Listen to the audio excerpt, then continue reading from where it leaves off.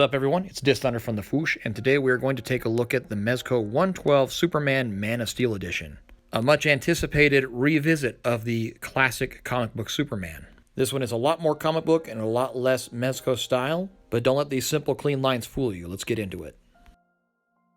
So we'll start with some comparisons. We'll do the big three and get that out of the way. So here is the Man of Steel edition, the V1 Superman, and a Christopher Reeve Superman with a McFarlane head, but that's all that's changed on him. Right out the gate, you can see that he is a good, maybe quarter inch taller than the original Superman, and there is no reuse between the two. Boots, gloves, body, heads, all completely new. And the big thing I noticed, though, not just the height, the proportions are much improved between the two.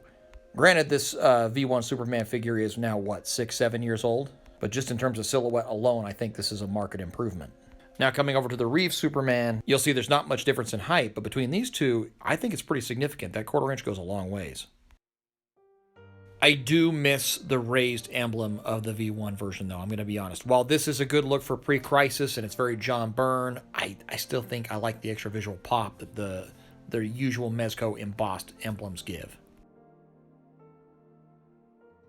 Another minor quibble is I think the way the capes were attached on the V1 is a little cleaner in profile than the V2. Oop, sorry, let me fix that.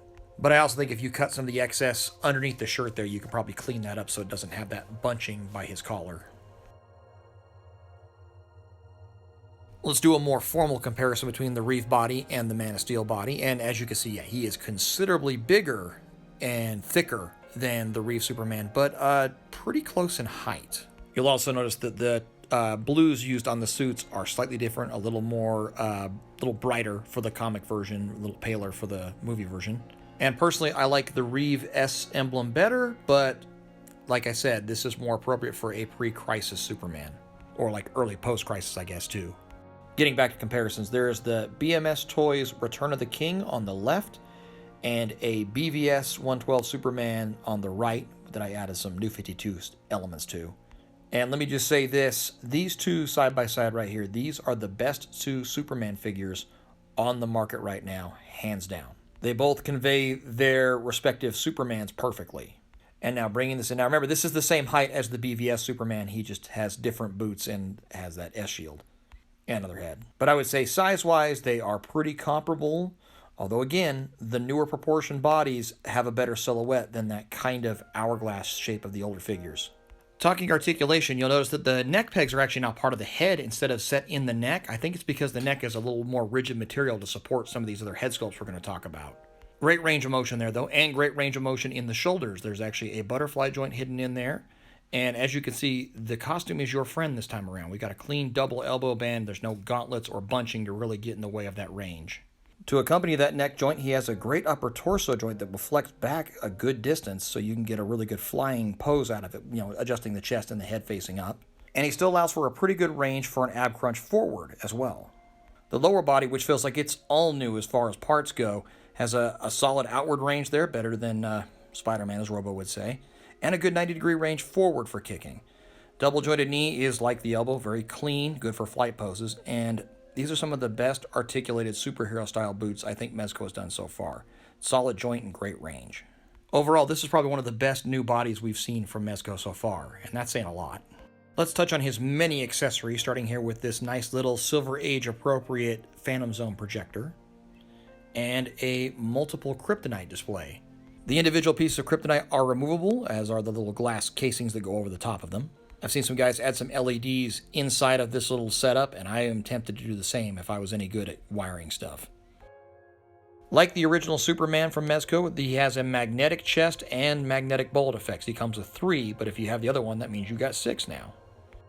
I think my favorite accessory, though, has to be the Black Mercy. It has articulated tendrils or tentacles. I don't know which one they count as, but the paintwork on this is stellar. The articulation even, it's an articulated accessory. What more could you want?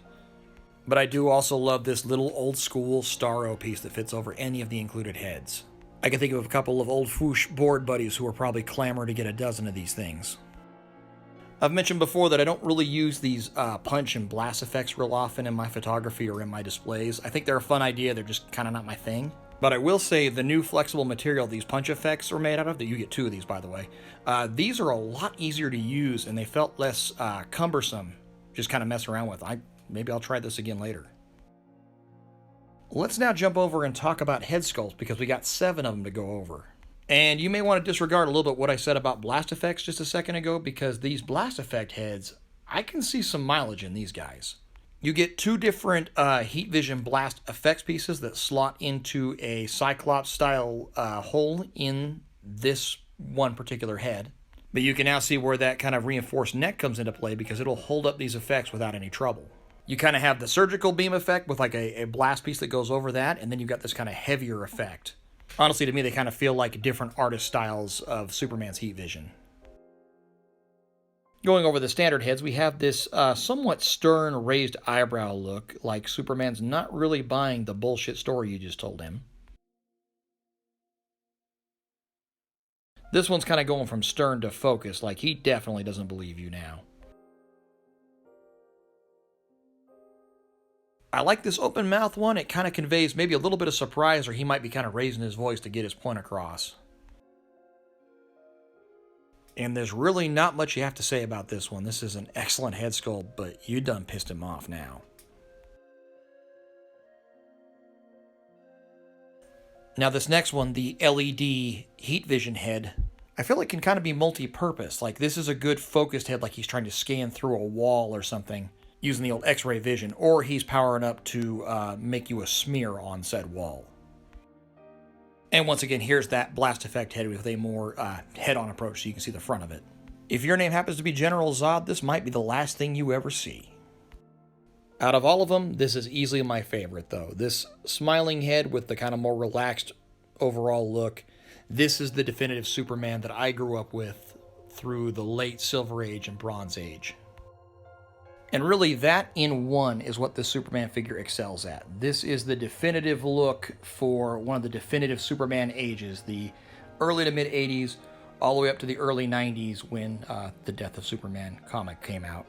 As I said, there's some heavy John Byrne vibes going through this. I pick up a little bit of like Walt Simonson, Butch Geist, John Bogdanov, George Perez even. All the guys that put in that beautiful artwork that makes up that wonderful, nostalgic 80s, 90s malaise of just good, consistent Bronze Age comics. Which means now all we have to do is kind of wait around awkwardly and look at each other and pretend like there's not a Bronze Age Batman in the pipeline or a Bronze Age Green Lantern or Flash to go with him. At least I hope so. This guy needs his super friends. In the meantime, though, I believe he has sold out from Mezco directly, but I think he is still available at other retailers. I mean, come on, you guys know how to shop. You can do this. You don't need my help for that. But as always, thank you very much to Mezco Toys for helping me get a copy to review for you guys and show him off. And thank you to you guys for watching. We will talk again soon.